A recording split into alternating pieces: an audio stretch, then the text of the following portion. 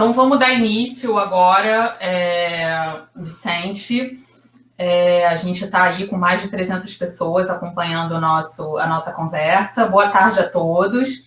Meu nome é Bianca Rocha, eu sou editora da revista Ferroviária. Hoje a gente está dando início ao nosso novo projeto, que se chama Webinar nos Trilhos, que é uma plataforma para reunir na internet personalidades, especialistas, autoridades e representantes do setor ferroviário. A gente acha que não tem nada mais pertinente hoje do que fazer encontros virtuais, né? A gente está de quarentena também aqui, mas a gente quer continuar debatendo ideias, compartilhar opiniões, conhecimentos e informações sobre ferrovia. A gente somos um canal jornalístico e essencialmente ferroviário, né? A gente quer levar para o nosso público online assuntos variados, desde factuais até temas específicos que quase nunca são abordados por outras mídias.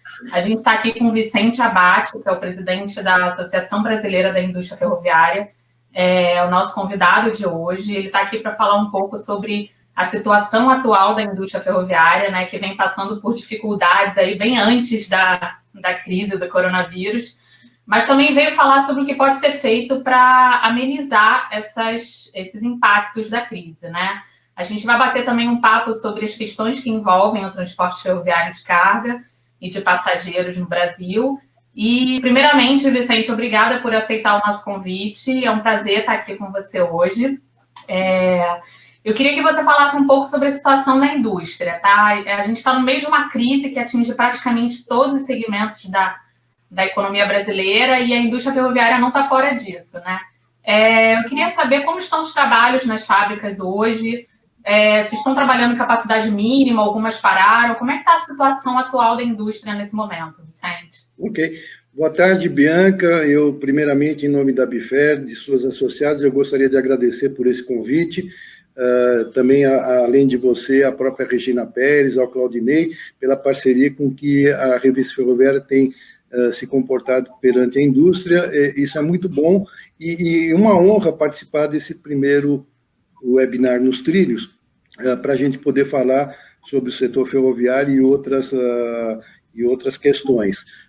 Eu queria lembrar aqui, pelos 80 anos de existência ininterrupta, e isso é um fator de muito orgulho para nós ferroviários.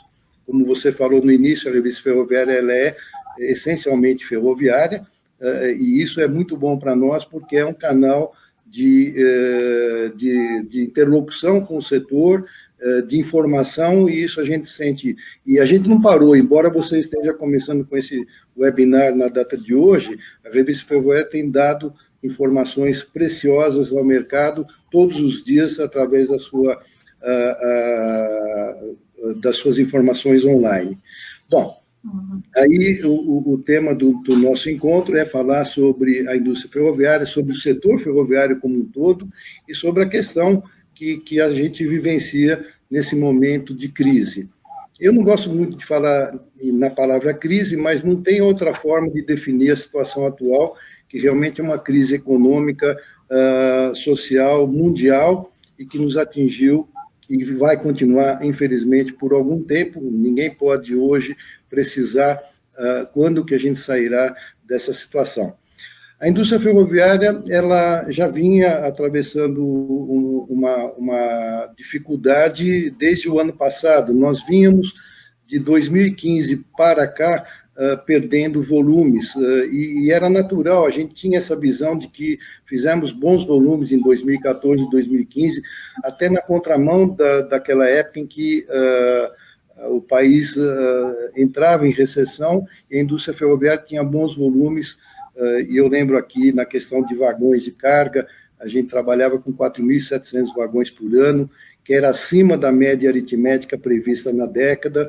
As locomotivas também se encontravam ao redor de 100 locomotivas anuais, e os carros de passageiros também, entre 300 e 400 carros, que era um nível sempre abaixo da capacidade instalada. Isso, a gente vivenciou isso ao longo dos últimos 40 anos, com a capacidade instalada sendo aumentada para atender as demandas de mercado, mas nunca atingindo essa capacidade. Mas volumes que faziam com que a indústria pudesse resistir bem a qualquer tipo de crise.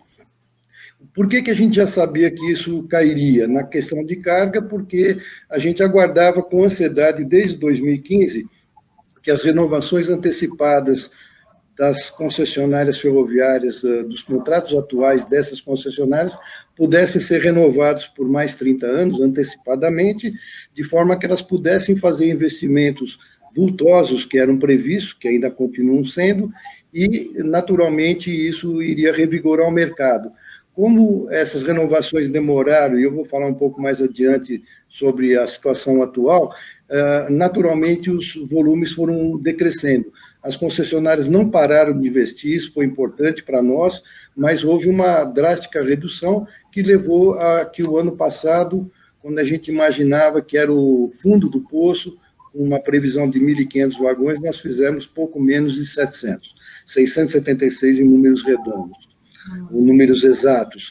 Isso nos levou a voltar 20 anos atrás, a voltar na época das concessões, quando o sistema ferroviário foi desestatizado. Naquela época, eu posso lembrar que entre 97, que é o ponto médio das concessões, até 2002, antes do boom ferroviário de vagões, nós trabalhávamos com uma média de 700 vagões anuais ao longo daquele período.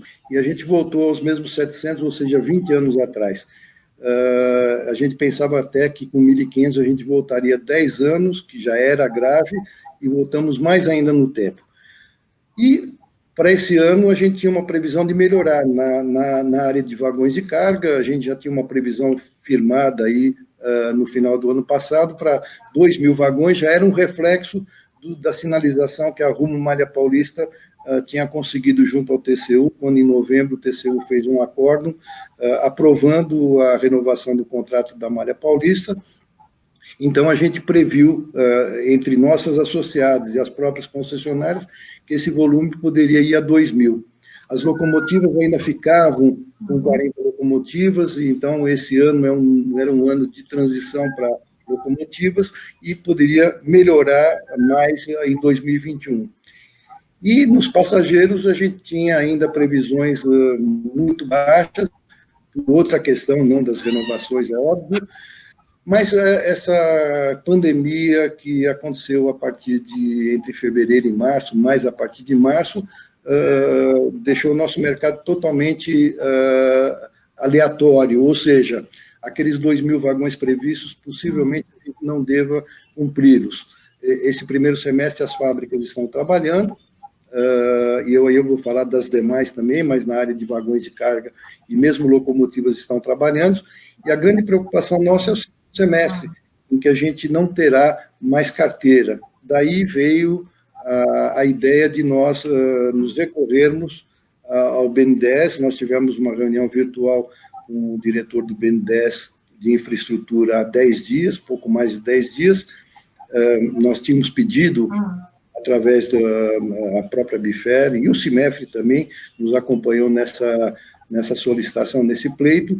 Tivemos uma reunião boa, ainda não conclusiva, e estamos aguardando uma segunda reunião que o diretor do BNDES, que nos atendeu, sugeriu que a gente fizesse já com o departamento de crédito específico, para que a gente pudesse tentar desenhar um financiamento que a gente pensava que fosse um financiamento que fosse feito às concessionárias, para que elas, dentro do que sempre foi feito, elas pudessem comprar os vagões e as locomotivas numa situação de financiamento competitivo, mas isso talvez não seja possível. Então, nós sugerimos inverter, ou seja, o BNDES pode socorrer as nossas indústrias, no sentido de prover esse financiamento competitivo, e nós financiarmos as concessionárias, e a ideia é que elas possam, com um financiamento competitivo, serem atraídas para antecipar volumes de 2021 para o segundo semestre de 2020, de forma que a gente não tenha solução de continuidade na fabricação. Esse é o nosso pleito. Só que a gente já está chegando um pouco no limite. Nós estamos em maio, e isso não deve demorar mais do que junho ou julho, para que a gente tenha tempo de a fábrica se preparar. Como o lead time de vagões ele é de 4 a 6 meses, seria bem possível, se a gente tivesse algum financiamento e uma encomenda já antecipada para o segundo semestre, que isso fosse feito no máximo até julho, para que a gente pudesse ocupar o segundo semestre com fabricação. E aí evitar demissões. A indústria, de uma forma geral, tem evitado demissões. Você ia pedir, fazer algum comentário? Não. Na verdade, eu queria, então, entender. Primeiramente, vocês iam medir uma ajuda, um crédito emergencial para as concessionárias, e agora isso mudou, inverteu, para a indústria. Eu queria que você explicasse um pouquinho como é que vai ser isso. Não que tenha mudado, mas o comentário do BNDES, ele foi no sentido de que talvez fosse mais plausível que tivéssemos um financiamento, não diretamente às concessionárias, que talvez elas eventualmente não necessitassem desse financiamento. Então, a gente sugeriu inverter a pauta no sentido de que eles financiassem a indústria e a indústria, por sua vez, repassaria esse financiamento às concessionárias, porque o fato é o seguinte, nós temos que mostrar uma atratividade para que as concessionárias possam fazer a antecipação de encomendas. Muito embora elas já estejam estudando isso nós temos contatos frequentes com elas, e elas estão, independentemente de algum financiamento, estão fazendo estudos no sentido de poder antecipar encomendas do ano que vem para esse ano, de forma a cobrir o segundo semestre. Mas é claro que se a gente tiver um instrumento à mão de um financiamento competitivo, isso vai facilitar e vai dar atratividade de que eles façam isso. Mas, independentemente, talvez, do financiamento, as concessionárias têm estudado essa solução. Agora, o importante, como você fez a pergunta no início, nós temos mantido contato frequente com todas as nossas associadas, seja por telefone, por WhatsApp, e mesmo com uma reunião virtual, nós fizemos uma reunião de associadas no último dia 30 de abril, até para celebrarmos juntos o Dia do Ferroviário, que se comemorou naquele dia, e lá eu pude ouvir, além daquilo que a gente tem contato frequente, as necessidades de cada concessionária, de cada associada, e o que elas vinham fazendo para poder superar essa fase. Então, eu ouvi que elas estão trabalhando com as restrições normais, todos aí com as recomendações sanitárias nas suas fábricas. A maior parte dos escritórios estão trabalhando à distância, mas a fábrica tem trabalhado e com os grupos de risco também ficando em casa, naturalmente, com toda a questão de limpeza, distanciamento, restaurante com cadeiras e mesas afastadas, de forma que se evite o contágio. E a gente não teve nenhum caso apontado de que a fábrica pudesse ter tido algum problema com relação a que algum funcionário tivesse o problema da Covid, de ter contraído a doença. Mas todas as medidas sanitárias foram tomadas, e o importante é que cada município onde está localizada a fábrica tem permitido com que essa fábrica trabalhe. E, então, os nossos associados estão fabricando vagões, fabricando locomotivas, fabricando componentes, material ferroviário, de via permanente, inclusive, para poder abastecer as concessionárias, seja de carga, de passageiros, para suas manutenções usuais. Então, o mercado não parou nesse sentido. E é claro que há uma diminuição natural de volume e que a gente espera que não afete muito cada empresa associada ao final dessa pandemia. O importante é que todos aí estejam naturalmente trabalhando com saúde, seja à distância ou seja na fábrica. Então, você me disse que as encomendas elas se mantiveram no primeiro semestre, né? Não existe algum pedido para o segundo semestre ainda, mas assim, alguns prazos ou entregas de produção, eles estão sendo renegociados com as concessionárias, elas estão renegociando caso a caso, como é que está isso? Eu não tenho esse detalhe do dia a dia da associada com a concessionária, apenas a informação de que eles têm cumprido o seu trabalho naturalmente e entregue para as manutenções usuais. É claro que cada caso ele deva ser, se necessário, negociado entre o fabricante e o cliente, que seria a concessionária, no sentido de poder ajustar algum ponto em termos de acelerar uma entrega ou, eventualmente, retardar essa entrega. Nós tivemos casos até de que o nosso cliente pediu para antecipar encomendas, né? Então, isso está sendo naturalmente trabalhado e sem parar de fabricar. E o outro ponto que a gente enxerga, as próprias concessionárias, no seu transporte, elas têm se comportado, e aí de uma maneira, claro, diferente na carga e no passageiro, pelas razões que a gente conhece.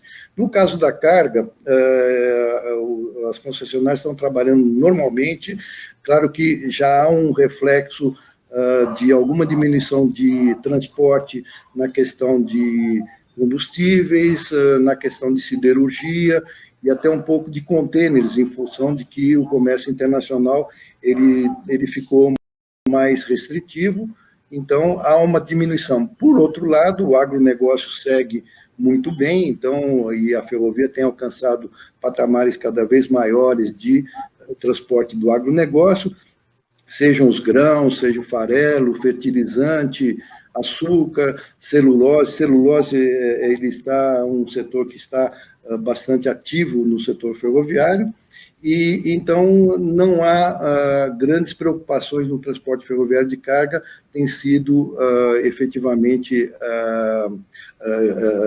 estabelecido a contento, tanto para a ferrovia concessionária, quanto para o usuário da ferrovia.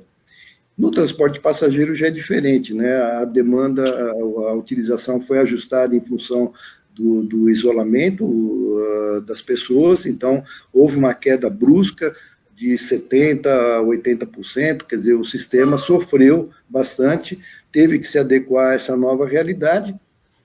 E aí, quando falamos com o BNDES sobre o financiamento para a indústria ferroviária na área de carga, o BNDES nos informou que já estava planejando socorrer as empresas concessionárias de transporte de passageiros, que, como o setor aéreo e outros setores, sofreu bastante com a queda de demanda. Agora, por incrível que pareça, e até paradoxal, né, essa restrição, esse rodízio que foi implementado a partir da última segunda-feira em São Paulo, na Grande São Paulo, eu digo paradoxal porque a gente sempre propugna que o transporte individual seja diminuído e que se use mais o transporte coletivo. Mas, nesse caso, a questão do rodízio, onde ele restringe a circulação de 50% dos veículos em função dos dias pares e ímpares, isso está levando a uma utilização maior do transporte público, onde não deveria ocorrer no momento atual para se evitar a possibilidade de um contágio maior. Muito embora o metrô e a CPTM implementaram, e os outros transportadores de outros estados também fizeram, no sentido de colocação de máscara, tudo mais, e certo distanciamento. Quando há horário de pico, mesmo nessa demanda menor, o secretário de Transportes Metropolitanos aqui de São Paulo ajustou, colocando mais trens.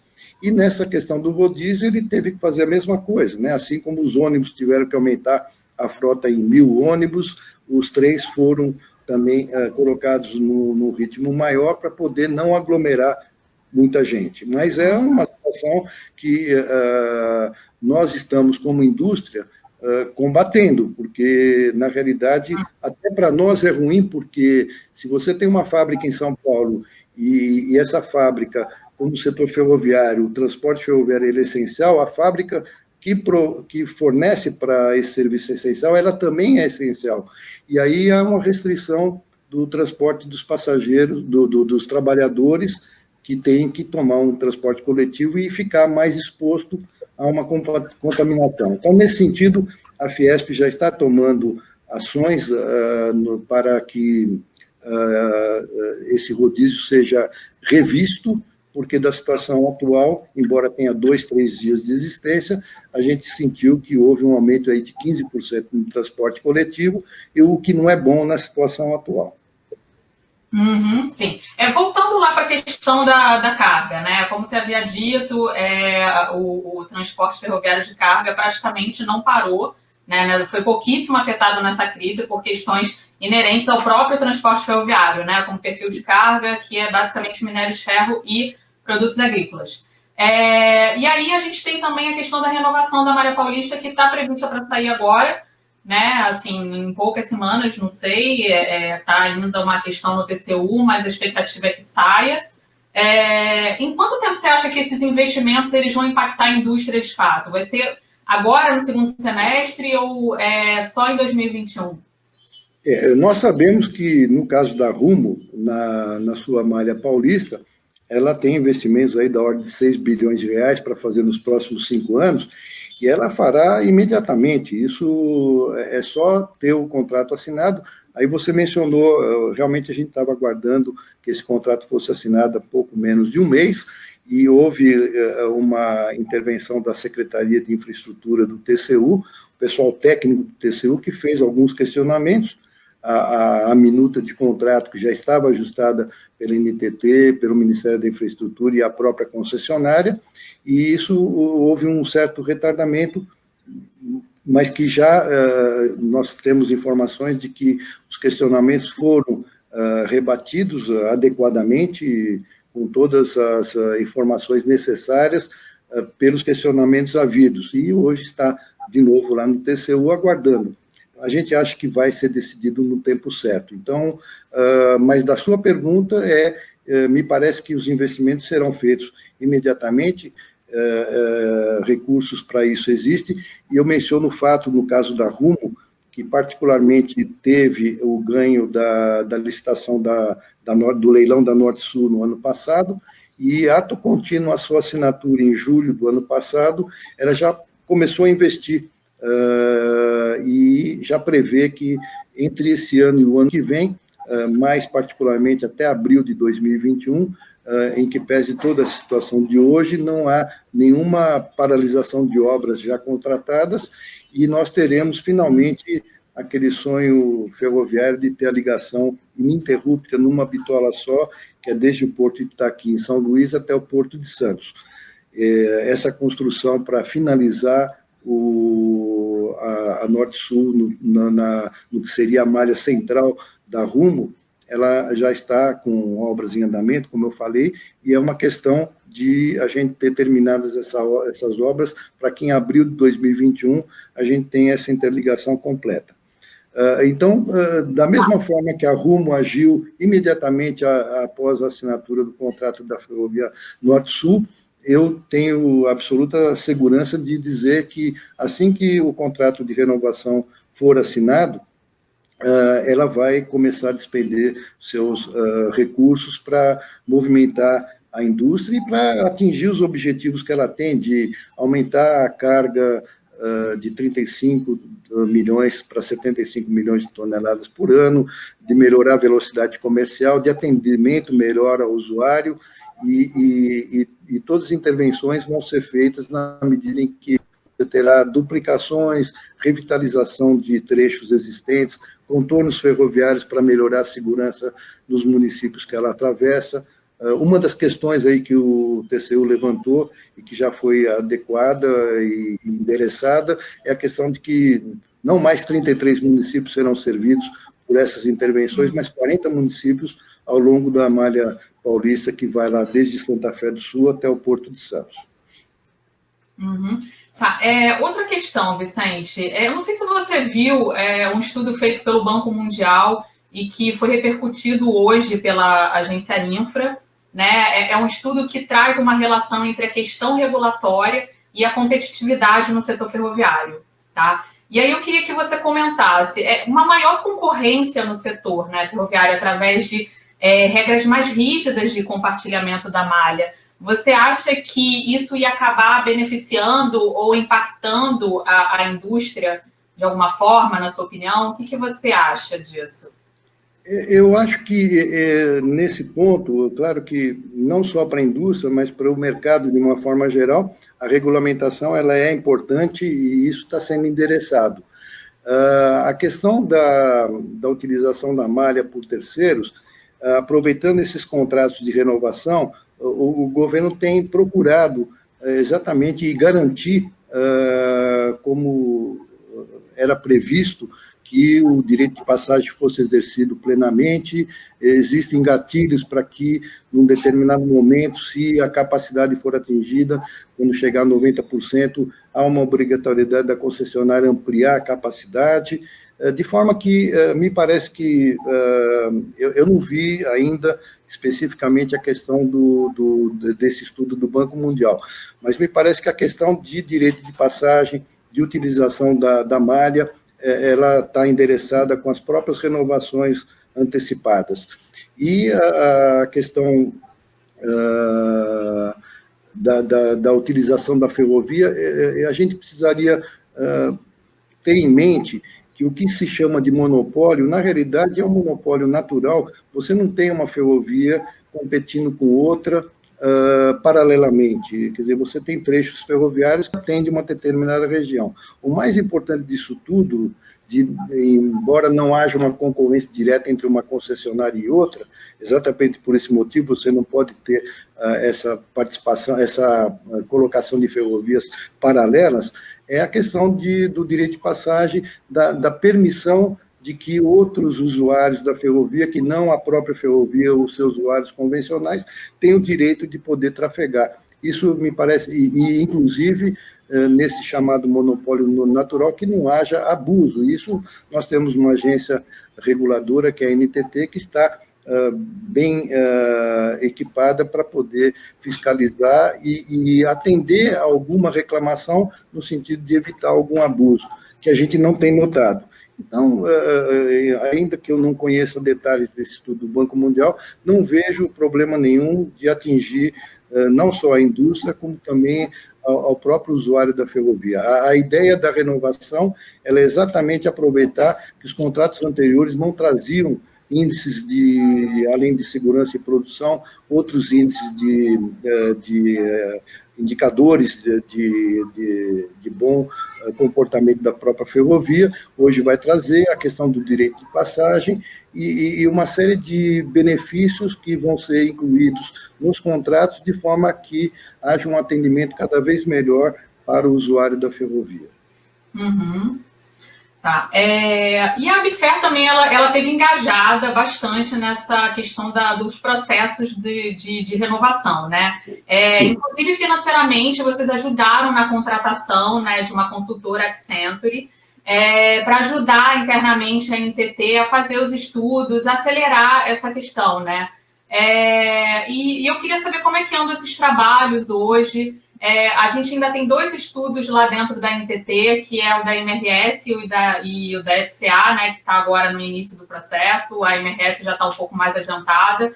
E eu queria saber como é que está essa questão do trabalho, se eles ainda estão lá, como é que está isso, se a Abifer ainda está envolvida nessa questão. Bom, não é só a Abifer, todas as entidades, agentes do mercado foram chamadas em outubro de 2017, o nosso atual ministro, Tarcísio de Freitas, ele era secretário do PPI àquela época e nos chamou. E aí foram lá várias entidades para poder ouvir o pleito que o governo teria a nos fazer, porque a gente sabia, àquela altura, que a NTT tinha quadros muito qualificados, mas não tinha em número suficiente para poder dar vazão às necessidades das renovações antecipadas. E, a partir de lá, houve realmente uma contratação, tudo feito com bastante clareza, transparência, publicados aí no Diário Oficial da União. Então, a NTT contratou uma entidade privada, sem fins lucrativos, que é o Movimento Brasil Competitivo, que, por sua vez, contratou uma consultoria para poder prover mão de obra especializada para aquilo que se chamou à época dar mais braços à NTT para agilizar os processos. Não fosse isso, nós não teríamos a Rumo Malha Paulista na situação de hoje, mesmo a Vale nas 2 ferrovias já no TCU, também em fase de finalização, e a própria MRS já com as 4 audiências feitas no ano passado, já em fase de ir para o TCU. Mas você tem razão, ainda existem trabalhos a serem feitos, né? No caso, assim como a Rumo entregou, junto aos seus documentos, mais de 80 projetos executivos das intervenções que ela terá que fazer na via, a MRS também tem um trabalho semelhante nesse sentido, e ela está entregando, por volta de março, já deve ter entregue, a NTT os seus projetos executivos. E aí precisa que a NTT faça a avaliação desses projetos e a sua validação. E, de novo, a gente vem sentindo que há uma falta de mão de obra para isso, porque o trabalho da NTT não é só com as renovações, ela tem os leilões que já foram feitos lá da Norte-Sul, tem os próximos leilões aí da Ferrogrão e da Fiol, e outros mais, de forma que a gente entende a carência de mão de obra que a NTT tem, embora com quadros qualificados, e a decisão técnica sempre foi da NTT, não havia nenhuma ingerência da consultoria sobre decisões técnicas, apenas o fornecimento de mão de obra especializada capaz de ajudar a que a NTT tirasse os processos da frente, né, no sentido de ir para o TCU e para cada instância que precisasse ir, mas a decisão técnica final sempre foi da NTT e vai continuar sendo.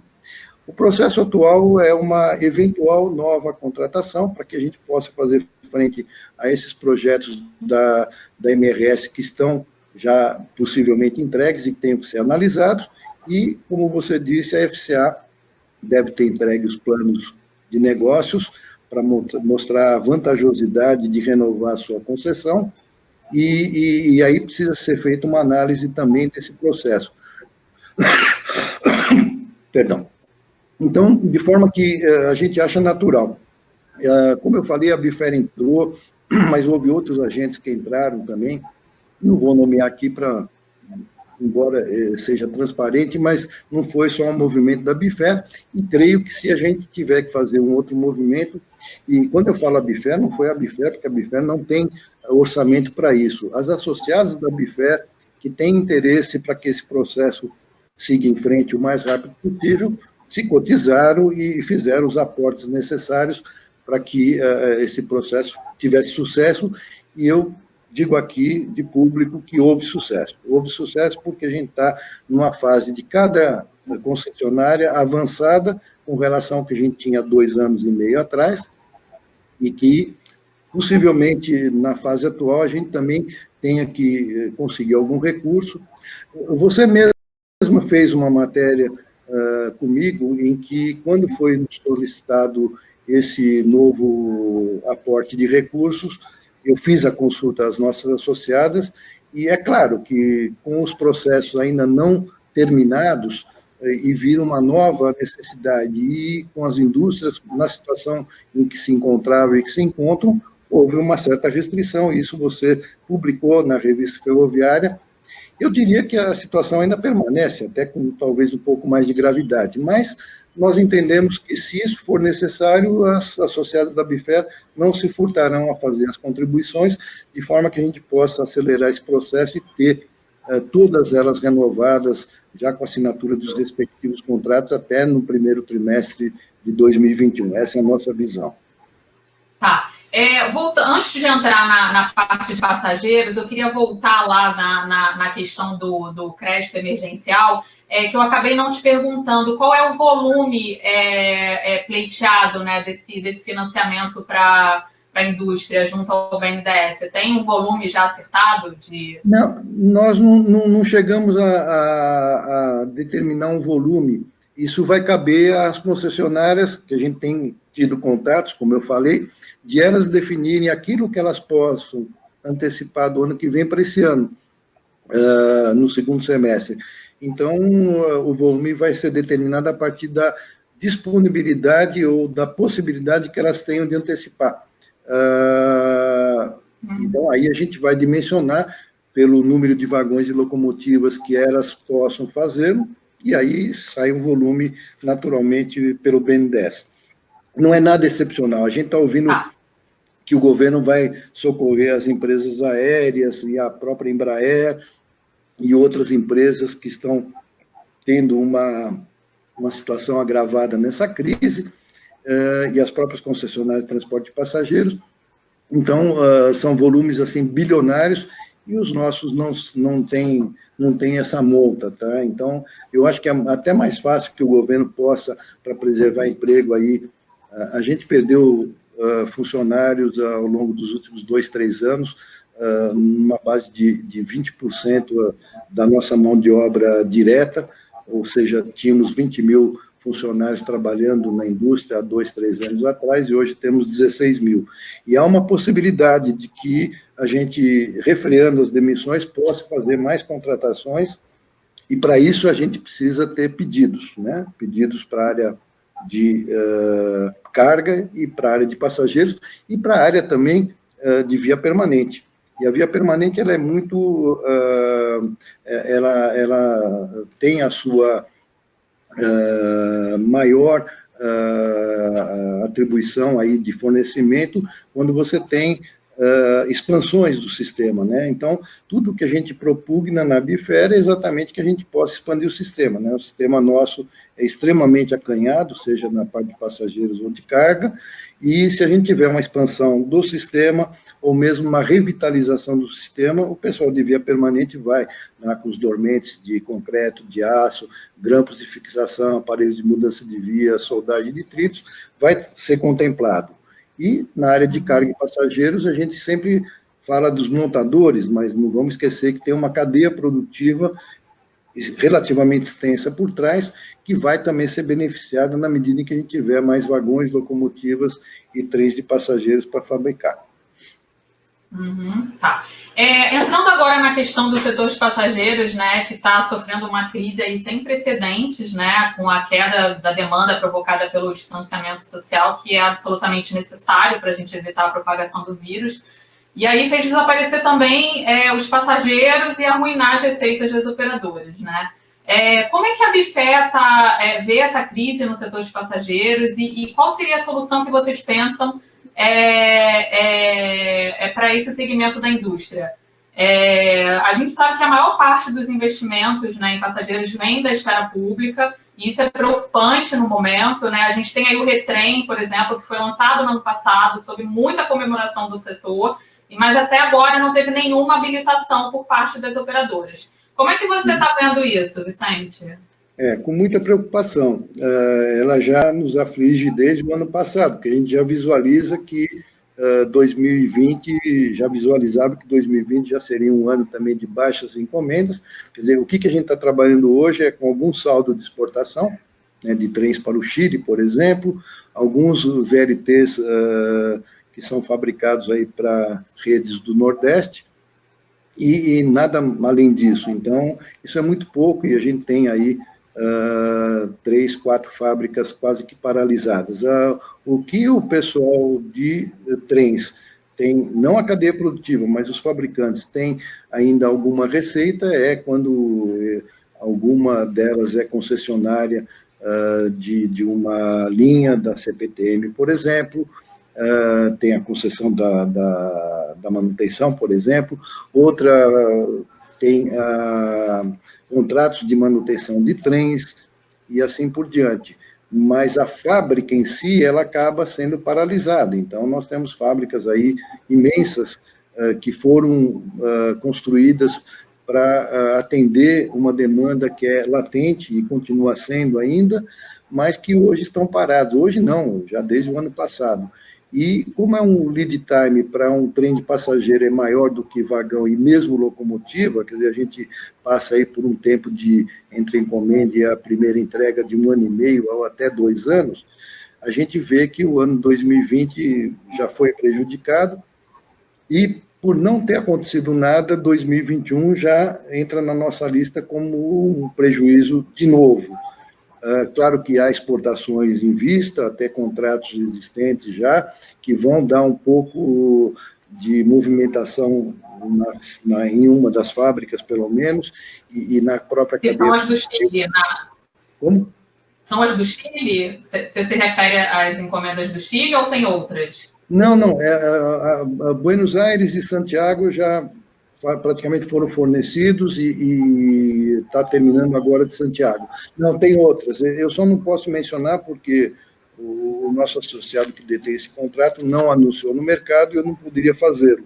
Mas tem uma perspectiva de que já a partir do ano que vem a gente possa ter já uma movimentação de fábrica para atendimento dessa encomenda do exterior.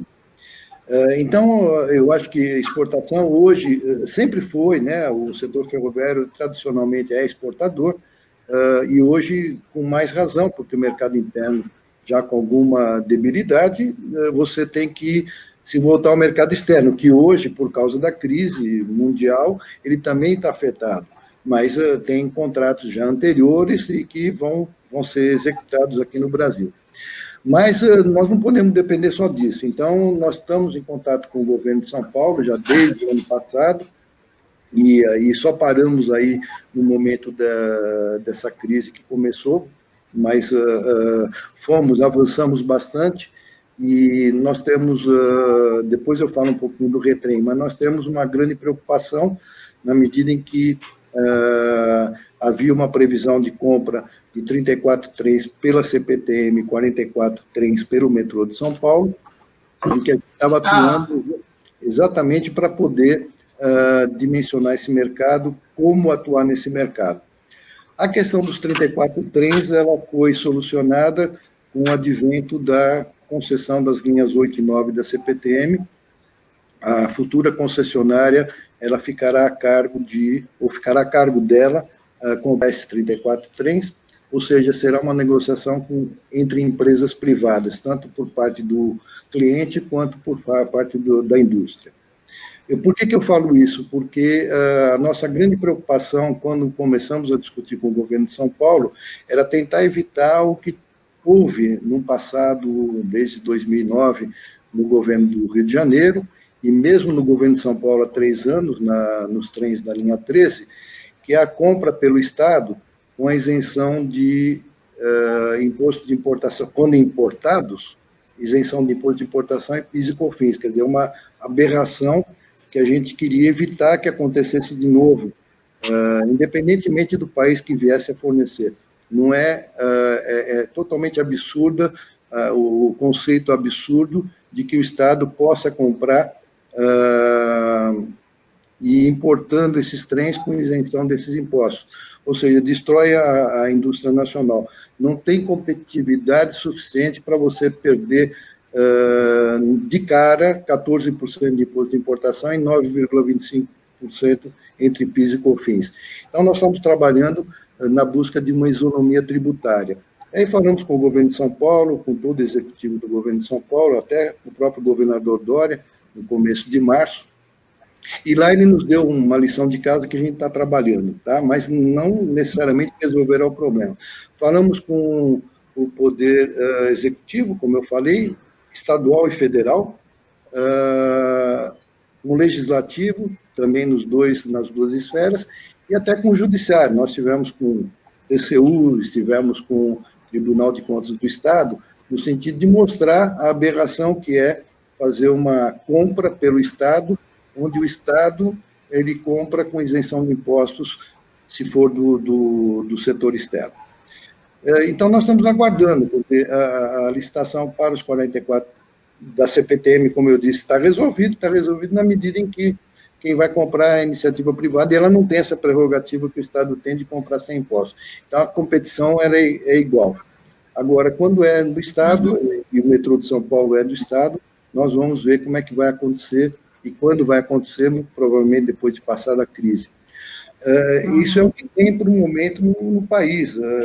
Claro, tem uma linha 3 em Salvador sendo ampliada, sendo instalada, quer dizer, o Salvador hoje é o terceiro grande mercado de transporte ferroviário de passageiros, né? São Paulo, Rio de Janeiro, agora Salvador, já para atingir seus 43 quilômetros com essa linha 3, mas a gente crê que, pelo próprio fornecimento para a linha 2, feito do Brasil, né, da fábrica localizada em Araraquara, há uma tendência de que o concessionário negocie também com essa empresa ou negocie com o mercado sem a intervenção do Estado. A linha 6, a gente espera que, logo que passe essa crise também, a nova concessionária assuma efetivamente e recomece as obras, que é tudo que a gente precisa, né? Uma obra assim, bilionária, e que parou há 3 anos, e a gente espera que seja logo, porque tem também trens que virão dessa linha, e a empresa que negociou a compra desse consórcio anterior é uma empresa que poderá comprar no mercado e poderá comprar, inclusive, no mercado local, é o que a gente espera. Já estava até determinado para um dos associados nossos e que agora pode voltar à questão de ser discutido com os fabricantes nacionais. Tá? Uhum. O Retrem, só para completar essa parte, ele foi realmente instituído no ano passado, né, quando nós tínhamos o nosso Jampejo como secretário de Mobilidade. Aliás, um parênteses aqui, desde que ele saiu, ele fez tanta coisa, eu posso enumerar umas 3, 4 aqui, só de memória, em que ele resolveu o metrô de Fortaleza, o VLT Carioca, o VLT de Cuiabá, não resolveu, pelo menos encaminhou, e outras, a linha 9 aqui de São Paulo, nas verbas necessárias do OGU, para o trecho entre Varginha e... final da linha 9, Varginha aí? Grajaú, né? Grajaú, obrigado. Exatamente. Então, ele fez muita coisa e, lamentavelmente, quando as pessoas fazem, elas, ao invés de se manterem ou até subirem, elas saem, né? E até hoje já trocaram 4, 5 secretários e a coisa não foi para frente. Mas ele deixou um legado, todo esse que eu falei, além do Retrem. E o Retrem, a gente sabe que houve já consulta de concessionária ao governo para obtenção desse financiamento. É um financiamento extremamente competitivo do FGTS da Caixa Econômica e também do FAT, Fundo de Amparo ao Trabalhador do BNDES, de forma que é só a concessionária ter intenção. Só que também tem as restrições. Eventualmente, as concessionárias que mais precisem são as que têm mais restrição de garantia. Então, talvez por isso que ainda não deu certo de ser implementado. E tem mais um óbice aí também, que eu lembro que eu mandei no dia 17 de março, um pouco antes da quarentena, e até agora não recebi nenhuma resposta, porque, por um mecanismo qualquer, o Retrem ficou aberto a que esse financiamento não fosse estrito ou restrito à indústria nacional. Então, nós fizemos uma comunicação do CIMEF e a BIFER ao Ministério do Desenvolvimento Regional, pleiteando e dando as razões pelas quais nós entendemos que deva ser, porque é um absurdo, né, você pegar um dinheiro do trabalhador, seja do FGTS, ou seja do Fundo de Amparo ao Trabalhador, e contratar uma empresa internacional para fabricar. Então, é outra aberração que estaria sendo criada, e nós não tivemos resposta até agora. 17 de março, nós vamos completar aí 2 meses sem a resposta do governo. É uma questão que eu vou fazer uma comunicação para cobrar a resposta aos nossos argumentos, por que teria que ser restrito à indústria nacional. Mas o Retrem é um belo financiamento, é um instrumento importante, mas por uma razão ou outra ainda não foi à frente. Mas tem aí organismos multilaterais que podem fazer esse financiamento, talvez hoje mais restritivos, né? Temos o Banco Mundial, BID, o próprio Banco Europeu de Investimento, CAF e assim por diante. Mas é uma questão de ajuste do governo que quer comprar ou do próprio ente privado que queira comprar e acionar esses organismos multilaterais, ou mesmo o próprio Caixa Econômica, ou o BNDES, por que não? O BNDES pode também entrar nesse circuito. Tá. E os chineses estão chegando, né? Assim, eles pegaram aí a produção dos monotrilhos da linha 17, que é a mesma empresa que vai atuar lá no monotrilho de Salvador. E eu queria abrir agora para as perguntas. Na verdade, eu fiz esse comentário porque tem uma pergunta de um espectador, falando exatamente isso, né? A compra de trens, né, na Coreia e na China demonstram, ele perguntando, né, ele falando, demonstram um grande erro cometido pelos governos anteriores. Qual a causa da perda desse mercado pelo Brasil, que já demonstrou ter expertise com qualidade nesse segmento? Obrigado pela pergunta. Uma das causas é aquela que eu comentei agora. Quando o Estado compra, ele compra com as isenções de impostos que tiram a competitividade da indústria local, que nós vamos solucionar. A outra é quando o Estado compra e, na concorrência em questão, o fabricante nacional ganha no preço, tem capacitação técnica e perde. Nós não entendemos. Aí é uma questão judicial. Eu não quero entrar nesse mérito, as coisas estão caminhando, ou caminharam, né, com recursos administrativos, com um mandado judicial, e que não foi acatado, e o contrato foi assinado, mas nós não sabemos se isso se encerrou dessa forma ou não, mas é lamentável, porque na medida em que você já tem uma concorrência muito difícil com empresa estrangeira, principalmente a chinesa, a gente sabe que eles têm lá subsídios do Estado, né, eles têm um benefício, um incentivo de 17%, que a gente já perde aí, em que pese você tem a questão do frete, a questão da própria barreira de imposto de importação, quando não é comprado pelo Estado, é uma barreira. Hoje o câmbio é proibitivo, né, também, mas, de qualquer forma, se você tem lá um concorrente que tem uma indústria que tem esse incentivo do governo local, é muito difícil, e a gente não tem esse incentivo, pelo contrário, a gente tem incentivo para exportação, mas que depois é tirado da gente, e a gente tem aí créditos de reintegra que não são pagos pelo governo, ou, em decorrência da greve dos caminhoneiros lá de maio de 2018, a indústria acabou, para subsidiar o diesel, acabou perdendo o reintegra, era de 3%, de devolução ao ano, passou a 0,1%, que é mínimo, quer dizer, nossa perda, quer dizer, o reintegra não é nem um benefício, é uma devolução de um imposto que é cobrado na exportação indevidamente. E a gente tem essa perda, porque quando estava ajustado em 3%, que já era metade do que era preciso ou necessário, foi reduzido a 0,1% por uma ação que nós não tivemos culpa nenhuma, pelo contrário, né? Então, você tem uma greve de caminhoneiro, vai subsidiar o diesel e tira da indústria. Isso é outro absurdo que tem. Mas esse é o fato, né? A linha 17 foi assinado.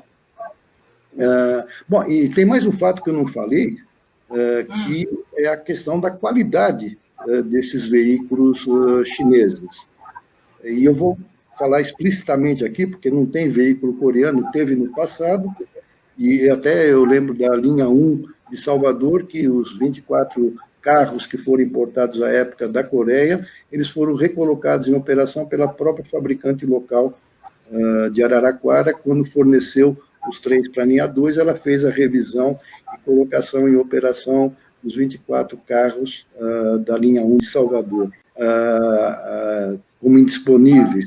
Você tem uma falta de sobressalentes, você canibaliza trens que podem ter sobressalentes, você tem uma falta de assistência técnica, tem problemas de qualidade intrínseca, né? Em outra concessionária, por exemplo, uma indústria da nossa associada está refazendo o piso, porque o piso está estufando. Claro que, além dos problemas... Tem um problema na linha 15 também, né? Assim, falando de problemas que estão acontecendo, a linha 15 também é uma que está parada até hoje, inclusive. Bianca, problemas existem em todo o mundo, não é só no Brasil. O problema é quando você não tem a retaguarda para resolvê-los. No caso da linha 15 que você mencionou, a empresa que fez os trens está dando toda a assistência necessária ao governo de São Paulo para retomar a operação. Eu pergunto se nos 40 trens que foram indisponibilizados lá na Supervia, se o chinês fabricante deu a mesma assistência que, no caso, o fabricante aqui da linha 15 está dando. Então, problemas existem, a gente não pode fugir deles. É claro que seria melhor que não tivesse problema, Mas, quando eles existem, você tem que ter uma assistência técnica que dê uma orientação sobre o que fazer. E isso, nessas importações que houve, não existe. Quer dizer, não existe sobressalente, já é um problema sério. Não existe assistência técnica, e quando a gente tem um problema, o fabricante local, ele vai, em 24 horas, ele já está lá na linha do cliente para poder resolver o problema. E no caso de ser um fabricante internacional, isso não existe, tá? Mas, respondendo à pergunta desse internauta... Fernando Salles, o nome dele. Uhum. Quem? Não, o nome dele, Fernando Salles, eu acabei não falando, mas tudo bem.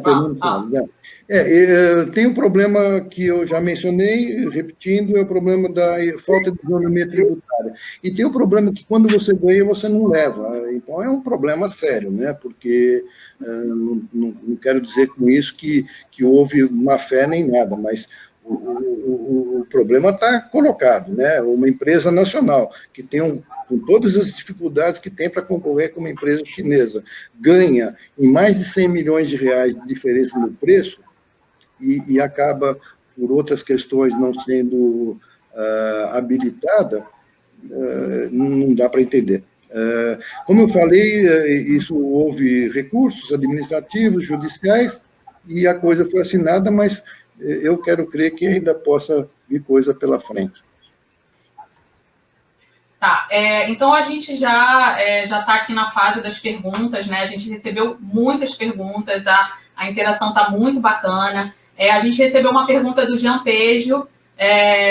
O setor ele já vinha em dificuldades antes da pandemia. Já estão ocorrendo demissões e suspensão de contratos de trabalho conforme vem ocorrendo com o setor de ônibus urbanos? Não, no transporte eu não posso afirmar, quer dizer, o recurso que o governo vai dar para as concessionárias de passageiros deve evitar esse tipo de coisa. Mas de carga não há nenhuma notícia. Na indústria não tem havido, nós temos procurado manter os quadros, mesmo porque a gente já vinha de 2, 3 anos para cá perdendo gente. Não tem mais como perder, a não ser que não tenha mais encomenda, aí é grave. Então, para evitar que a gente perca mais, é que a gente está fazendo todas as ações no sentido de que a gente tenha encomendas para o segundo semestre. Mas, respondendo ao Jean, ao meu amigo particular, Jean Pejo, na indústria não tem havido demissão. Pelo contrário, têm sido feitos todos os recursos existentes no sentido de colocar em férias coletivas, em férias, fazer layoff, reduzir turno e aplicar eu diria, aceitar aquilo que o governo tem feito para evitar demissões, né? Com a revisão de contrato de trabalho e tudo mais. Aliás, nesse sentido, queria até mencionar que o que a gente tem feito na BIFEP é uma proximidade muito grande com as nossas federações e confederações, particularmente a Fiesp e a CNI, e a gente tem procurado, nesses tempos atuais, subsidiar todas as informações aos nossos associados, eu diria online. A cada momento que a gente recebe alguma comunicação, e tem, inclusive, através de reuniões virtuais, acesso a fazer os pleitos aos presidentes dessas federações e confederações, a gente tem procurado informar online para os nossos associados, e isso tem sido de grande valia, tá? Então, nós estamos trabalhando muito fortemente várias coisas, né? A questão do rodízio, como eu falei agora há pouco, um rodízio insensato. A questão do financiamento do BNDES, com apoio, inclusive, da própria Fiesp. A questão da energia elétrica, outra questão também absurda, né? Quem é intensivo em utilização de energia elétrica, no caso, nós temos condições, que além da própria associação, a BIFA, da qual eu faço parte, na própria BIFE também nós temos condições e gente que usa eletricidade. Você tem um contrato com demanda contratada e você está usando supostamente 10% dessa demanda contratada. Então, o seu consumo é muito menor do que a demanda contratada e você é obrigado a pagar por essa demanda sem utilizar. uma espécie de um take or pay, e a gente está em contato com a ANEEL, com o Ministério de Minas e Energia, no sentido de, e estamos conseguindo um relativo sucesso. Não é possível fazer isso totalmente do jeito que a gente precisa, mas já há uma sinalização de que a empresa vai pagar pela energia consumida e a diferença com aquela demanda contratada será diferida e financiada através dessa medida provisória 950 da Covid, que a gente espera que o governo coloque uma emenda nessa medida provisória, ou aceite uma emenda no sentido de financiar o diferimento da energia entre o consumido e o contratado. Então, quer dizer, nós estamos fazendo isso assim, diuturnamente, né, aproveitando essa fase em que a gente está trabalhando à distância, mas com muita ênfase em todas as necessidades que os nossos associados têm. Tá? Tá. Uma outra pergunta aqui da Márcia Gomes, da GE. Vicente, não valeria a Abifer falar com o TCU novamente sobre o processo da Malha Paulista, incluindo aí a ideia do Rositos, de que a melhor forma de ajudar a indústria em tempos de pandemia é prorrogar as concessões o mais breve possível? Obrigado, Márcia, pela pergunta. Ela é também uma batalhadora incessante aí junto conosco da Abifer, no sentido de a gente ter essas renovações antecipadas o mais rápido possível. Como eu coloquei no começo, o processo da Malha Paulista, que a gente esperava que pudesse ter sido assinado dia 17 de abril, ele teve alguma objeção por parte da área técnica do TCU, já está respondida e já se encontra de volta no TCU. Então, nós acreditamos que no momento certo, eu diria o seguinte, pressionar, é relativo pressionar. Nós estamos aí em contato direto com a própria concessionária e até com o próprio TCU, nós temos canal direto com o ministro Augusto Nardes, mas nesse caso específico, como a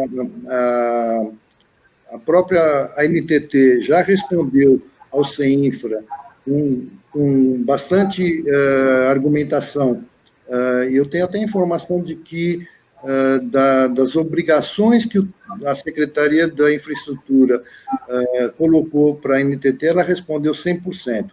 E das recomendações, ela respondeu 83% e justificou os 17%. Ou seja, existe um processo que parou, de certa forma, ou retardou um pouco a assinatura, mas cujo processo foi devidamente reencaminhado. Então, hoje está no TCU, eu diria o seguinte, buscar acelerar, cobrar o ministro, cobrar alguém, não me parece a melhor forma. Eu acho que, naturalmente, como eu falei no começo, sairá no tempo certo. Então, a Abifer não está desatenta. Isso não quer dizer desatenção com o assunto, quer dizer só uma forma de que a gente está acompanhando, mas que acha que isso sairá naturalmente. Quer dizer, pode ter um atraso aí, que a gente está com quase um mês de atraso, pode dar mais 15 dias. Quer dizer, no momento certo, como eu chamei, sairá. Tá, beleza. O Cláudio Júnior, Vicente, boa tarde. Como a Abifer enxerga o desmembramento da concessão da malha ferroviária, permitindo a criação de short lines nas linhas subutilizadas ou em desuso? Isso ajuda a incrementar o mercado ferroviário, na sua visão? A Abifer apoia e conversa com o Ministério da Infraestrutura sobre isso? Sim, sim. Não, é extremamente importante, e aí eu quero também registrar que a questão das short lines ela foi trazida já há algum tempo, e quem trouxe a primeira vez aqui no Brasil falou sobre isso foi o Jean Pejo, é um pioneiro na questão das short lines. Nós, à época em que ele comentou, nós trouxemos aqui o presidente da Associação das Short Lines Americanas para, num evento da IAMESP, fazermos uma exposição de como é que era o processo lá, mas temos, assim, damos, como a Abifer, total apoio à questão das short lines. E ao PLS, o projeto de lei do Senado, 261, que está em curso, está ainda no Senado, passou pela Comissão de Infraestrutura, o relator já deve ter algum documento formado, já foi discutido com o Ministério da Infraestrutura, a própria Abifer fez parte também dos comentários de opiniões, de sugestões para eventual melhoria do PLS 261, e ele vai ser um fator decisivo no momento em que é criado o instrumento da autorização, que é um sucesso já no setor portuário. Nós vamos ter esse instrumento para a ferrovia, que vai permitir com que ou nova ferrovia seja implementada por uma entidade privada, um investidor, por exemplo, sem necessidade de reverter esse bem à União, porque ele vai ser dono da ferrovia, e principalmente, além de uma ferrovia nova, uma ferrovia já existente. Então, no processo de devoluções, que naturalmente ocorrerão com as renovações antecipadas, e cujas devoluções serão indenizadas, a União será indenizada dessas devoluções, esses trechos devolvidos serão fatalmente uma matéria-prima importante para fazer as short lines. Então, o projeto de lei 261, ele vai ao encontro de poder ter uma disseminação positiva das short lines. E de tudo isso, seja a ferrovia nova por autorização, seja as short lines, a indústria ferroviária fatalmente será beneficiada. Quer dizer, aumenta o mercado, naturalmente. Uhum. Beleza. Agora a última pergunta aqui, na verdade, deixa eu ver se é a última, que foi aqui selecionada, mas enfim. Manuel Mendes, ele pergunta: podemos constatar que o mercado tem muitas carências em pessoas devidamente qualificadas em sistemas ferroviários. Quais planos e ações estão sendo realizados para melhorar a qualificação dos profissionais das concessionárias, das empresas, indústrias e instituições governamentais? Pode falar sobre o assunto? Claro.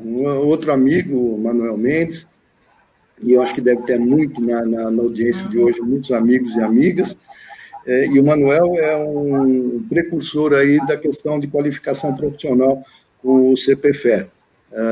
Então, a Abifer tem, inclusive, parceria com o próprio CPFE nesse sentido. O que eu entendo dessa qualificação de mão de obra, que eu tenho uma qualificação boa, tanto na indústria quanto nas próprias concessionárias, ela passa por vários eu diria, fatores, né? Primeiro é o próprio CPFE fazendo os cursos que ele faz em associação com outras entidades como o Instituto Militar de Engenharia. Nós temos aí, por parte da Fiesp, o SESI e o SENAI.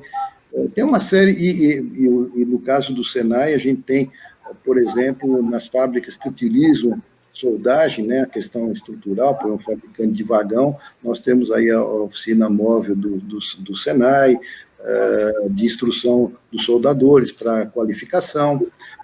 Temos várias entidades parceiras que fazem a certificação desses soldadores, por exemplo, a BEND também, da qual eu, com muito orgulho, eu faço parte, de forma que é uma preocupação constante, permanente da Abifer com relação à questão de qualificação, e fontes para isso nós temos diversas. E as próprias fábricas, veja que o setor ferroviário é um setor que ele ainda tem, e isso é muito bom, muitos funcionários de idade mais avançada, que poderiam já estar aposentados, mas continuam nas empresas. Eles prestam uma assessoria importante para treinamento de pessoal jovem. Então, eu acho que isso é importante para nós, que além dos cursos especializados dessas entidades que eu comentei, nós temos um treinamento na própria fábrica, através de funcionários mais experientes que repassam essas informações, essa tecnologia para os mais novos. E com o advento da tecnologia da indústria 4.0, isso é mais ainda acentuado, né? Então, nós temos hoje indústrias ferroviárias que têm aí o sistema Kaizen, Seis Sigma e vai por aí afora, já um bom nível de automação que chega perto, não é uma indústria 4.0 que usa inteligência artificial nem nada, mas nós temos os nossos projetos, os nossos softwares para poder definir melhor uma qualidade de projeto de um vagão de carga, de uma locomotiva ou mesmo de um trem. Então, tudo isso está interligado. Eu queria fazer mais um, e não é só o que eu vou mencionar agora, que é uma entidade sem fins lucrativos, naturalmente, que é a Formare, que beneficia jovens de comunidades que têm atuação, são mais de 60 no país, onde você pode dar um rumo à vida de jovens carentes, meninos e meninas, através da Formare. E, como isso, tem outras empresas que têm as suas próprias atribuições de, na comunidade em que atuam, fazer isso. E, aliás, aproveitando essa questão de pandemia, não só as concessionárias, como a própria indústria têm procurado ajudar as suas comunidades. Então, é fato de que todos nós estamos, e eu tenho informações, não vou nomear aqui também, porque eu vou acabar cometendo alguma injustiça com quem fez e não possa não ter falado. Mas todas as empresas com quem eu conversei nessa última reunião que nós tivemos, elas têm procurado endereçar não só quantias em dinheiro para entidades que precisam, como também equipamentos, respiradores, uma série de itens aí que a gente conhece que a gente está, a indústria ferroviária também participando ativamente nesse sentido. Tá. E agora a última pergunta, Vicente, do Guilherme Godoy, da Cavan. Boa tarde, como é que está o processo de renovação do reporto e existe algum outro tipo de incentivo sendo trabalhado para o setor? Obrigado, Guilherme, pela pergunta também. E a Cavan é uma das associadas nossas e participante potencial do reporto. Bom, o reporto é um regime que foi criado há tempos atrás para que não só as empresas portuárias, como as empresas ferroviárias pudessem ter uma melhor atividade e para isso elas podem comprar equipamentos com incentivos para poder mais exportar, tanto nas operações portuárias quanto nas operações ferroviárias. E de lá foram elencados aí, no caso ferroviário, vagões, locomotivas e elementos de via férrea. Nós tivemos um problema inicial, mas que nós conseguimos resolver há tempos, onde as empresas que fornecem esses componentes, esses equipamentos, elas estão classificadas no reporto como coabilitadas, de forma que elas possam vender sem impostos e não carregar acúmulo de créditos. Tá? O reporto vence agora, dia 31 de dezembro de 2020, ele é renovado a cada 5 anos. A BFE está trabalhando em conjunto com a própria NTF, que o reporto ele é um benefício dado à concessionária que compra com a isenção de impostos. Então, para a indústria ferroviária é importante porque alavanca vendas, né, na medida em que há esse incentivo. E a gente tem notícia de que, mesmo nas renovações não havendo reporto, as concessionárias diminuirão seus investimentos porque elas fizeram todos os cálculos da renovação baseadas em ter o reporto.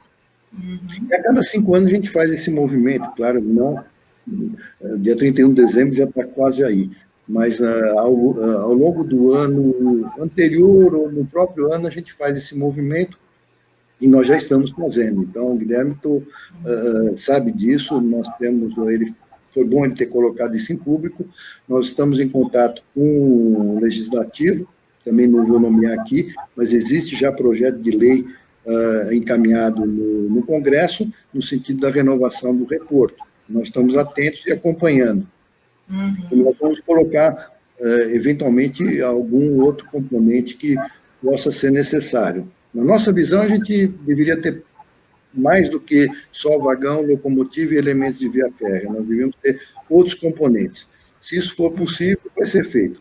Particularmente na questão do dormente de concreto, que por uma falha que não se sabe como que ela ocorreu, ele não está incluído no reporto, e isso é ruim, não só para a concessionária que, quando compra dormente, ela fica com uma opção só de comprar sob reporto, como para o próprio fabricante de dormente de concreto que não está habilitado para isso. Então, uma das nossas ações respondendo mais diretamente a Cavan, e vale isso para Comprem, para Impact, nós vamos introduzir o capítulo relativo ao dormente concreto na renovação do reporto. Nós estamos trabalhando nisso, como eu falei já, com projetos de lei antigos que estão sendo apensados em projeto de lei novo, tá? Isso já está no nosso radar.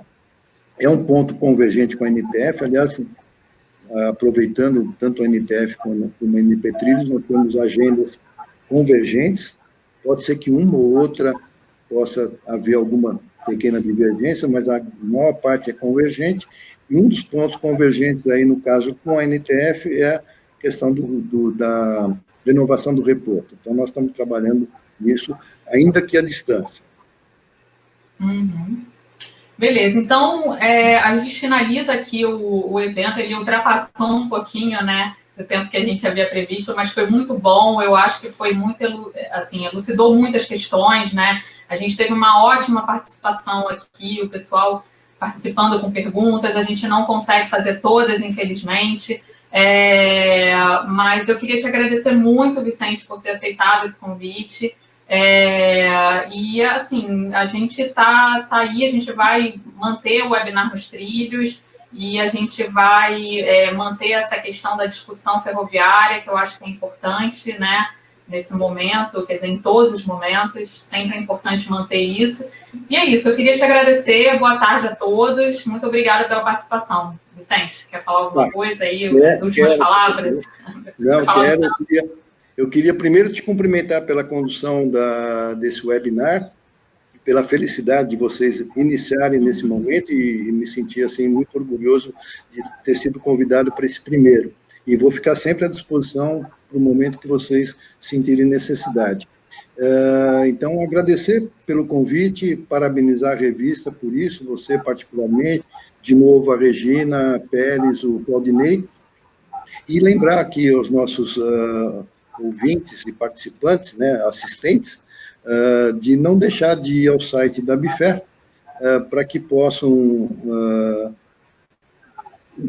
acompanhar as notícias que nós temos, nossos boletins, se credenciar, inclusive, se habilitar, vai ser muito bom para nós, e acompanhar-nos aí nas redes sociais, os nossos boletins semanais. Nós temos aí boletins que saem normalmente às terças e sexta-feiras, são clippings de mercado, como é o da Revista Ferroviária, são notícias selecionadas que facilitam a visualização do que tem ocorrido no mercado.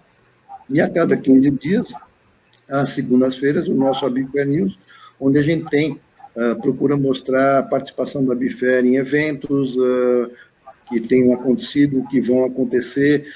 Inauguramos aí uma frase da quinzena, já há algum tempo, claro, onde a gente destaca uma frase de alguma autoridade dentro de uma certa matéria que seja interesse do nosso assinante no sentido de que acompanha o nosso boletim, e temos a cada 15 dias uma das associadas assim em foco, na medida de poder promovê-la, né? E, por último, uma sessão opinião, onde a gente reporta um artigo. Então, eu convido a vocês, nós estamos participando de todas as redes sociais, Facebook, LinkedIn, Instagram, e o nosso próprio site, que pode ser fonte também de consulta para todos os senhores e senhoras, tá? Então, mais uma vez, eu fico à disposição e agradeço, e foi muito bom ter podido falar aqui sobre o setor ferroviário, particularmente sobre a indústria ferroviária, e estarei sempre à disposição. E a única notícia que eu quero dar final é que a gente tem um otimismo controlado de que o setor vai reagir e vai voltar, eventualmente, até mais forte, e uma recomendação que todo mundo se cuide aí para que a gente volte não só economicamente bem, mas também com saúde boa. Obrigado, Bianca. Beleza. Obrigada, Vicente. E só a última informação é que essa conversa ela vai ser disponibilizada no nosso canal do YouTube, então quem não pôde acompanhar vai conseguir assistir. E é isso, gente. Obrigada aí pela participação e a gente se vê na semana que vem, tá bom? Obrigado. Tchau. Obrigada. Tchau. Obrigado.